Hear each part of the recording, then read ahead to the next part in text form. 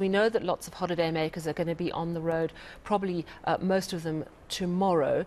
But what about the trucks? We know that we've seen a lot of trucks on our road in the past few months, largely due to the demise of our cargo railway services. So let's bring in Gavin Kelly, CEO of the Road Freight Association. Gavin, thank you so much for joining us. My understanding is that there's actually less trucks over Easter. Is that the story this year? Good evening, Sally, and good evening to all your viewers. Yeah, what the industry tries to do over the very, very high holiday maker period of seasons like Easter and Christmas is to try and reduce those truck volumes. So this year we've done what we've tried to do over the last couple of decades, and that is get deliveries done before the Good Friday and the Easter Monday rushes. So we try and pace our trucks before and after. And then on the days, of course, we try and make sure that we do deliveries as much in the daytime as we can and not at night, because as you know, that N3 is going to be busy tonight as we speak. There are people heading down there to make the most of the weekend. So yes, we're trying to reduce the amount of trucks on the road over this period. How many trucks are on the road at any given time? Do you have an idea? No, I don't actually. I do know that there are about, on a normal day, and it won't be happening now, but on a normal day, there are about 3,500 trucks going north and going south, about 7,000 on that route. In terms of eNatus, there are a good 7,500,000, so 750,000 trucks registered on eNatus. So if one said none of them were in their depots, you would have those on the roads across the country, but of course there will be some in depots. And then with the smaller trucks, there are about another 1.5 million, including light commercial vehicles like buckies. So at any given time, if every single truck was on the road, you'd probably have a good 2.5 million, but that doesn't happen every day. There are a lot of trucks that are operating in forestry, in sugar, and in areas where the normal public would not travel. So probably at any given time, there are going to be about 30 to 40,000 trucks traveling on the roads over these days. Generally speaking, since the demise of our railways, how much have truck volumes increased? I have increased quite a bit, Sally, and obviously they've increased in those sort of commodities where rail normally would have played a large role. So any sort of bulk ores, and of course we talk about coal, we talk about manganese, chrome, iron ore, those sorts of things. And then there are a lot of liquid bulks, and of course the agricultural, the maize and the wheat and those sort of things. That's really placed huge pressure on our roads.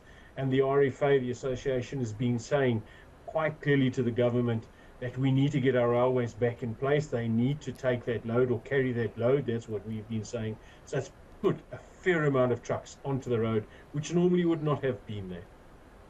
You mentioned, of course, that a lot of the trucking industry tries to stay off the road over the festive seasons, but obviously some trucks will still have to be on the road. Cargo has to be moved in and out of ports, for example. But which routes are likely to be the busiest in terms of trucks over this festive period? I'm thinking we've seen so many accidents, for example. I think it's on the Pongola Road near Richards Bay. Is that still an area that's very tricky to navigate with trucks? Yes, it will be, because that's one of the routes that is a direct link to exports. The coal goes down that route and it's going down to Richards Bay. So the routes and the regional routes, the main regional routes that head down to Richards Bay will have trucks on there. As you know, there's tremendous pressure internationally for coal. So it's going to be the routes that service our ports. So the N3 is going to have truck volumes on it, hopefully not as much as there is on a normal day. And of course, the N1 down to Cape Town and those routes coming out of there are going to have trucks. So it's the main arterials, and those, of course, taking cargo out of the country, up through Bike Bridge, all in Mbombo on the N4, or up through into Namibia and Botswana. What would truckers and people who drive these long-distance trucks, like the average motorist, to know? I'm thinking that we tend to just see the truck and try and overtake the truck and move on in our sedan cars. What is the perspective of the trucker when they're on a busy road, on a busy weekend? What would they like the average motorist to know, perhaps about how to overtake safely or any other piece of advice from them? Well, I think there are a couple of things that are very important, Sally. The first one is the one around lights. A truck obviously crests a hill in a different manner to a light motor vehicle. When you're in your car, you're sitting far lower on the ground and you've got your lights on bright. The truck crests the hill. In actual fact, the windscreen crests the hill before the light. So you don't really see the truck. You might see the outline, but not quite sure. So you need to dim your lights as soon as you see lights coming towards you, or dip them is the correct term. So that's the first thing, is driving at night, please try not to blind the truckers.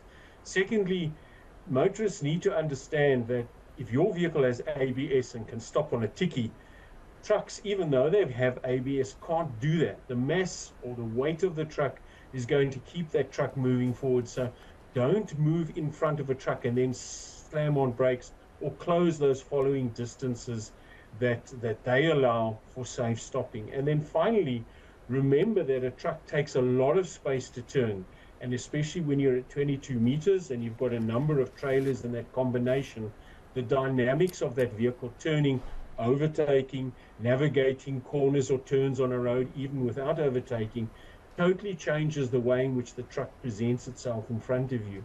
So take cognizance of the space that is required for that truck to travel safely. And then finally, don't creep up right onto the back end of the truck, because then you're in the truck driver's blind spot. He or she cannot see you. The mirrors don't show what's behind the truck. There's a fair amount of distance required.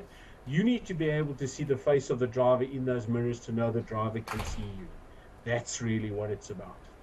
That is excellent advice, so useful. Thank you so much for chatting to us this evening. Gavin Kelly is the CEO of the Road Freight Association.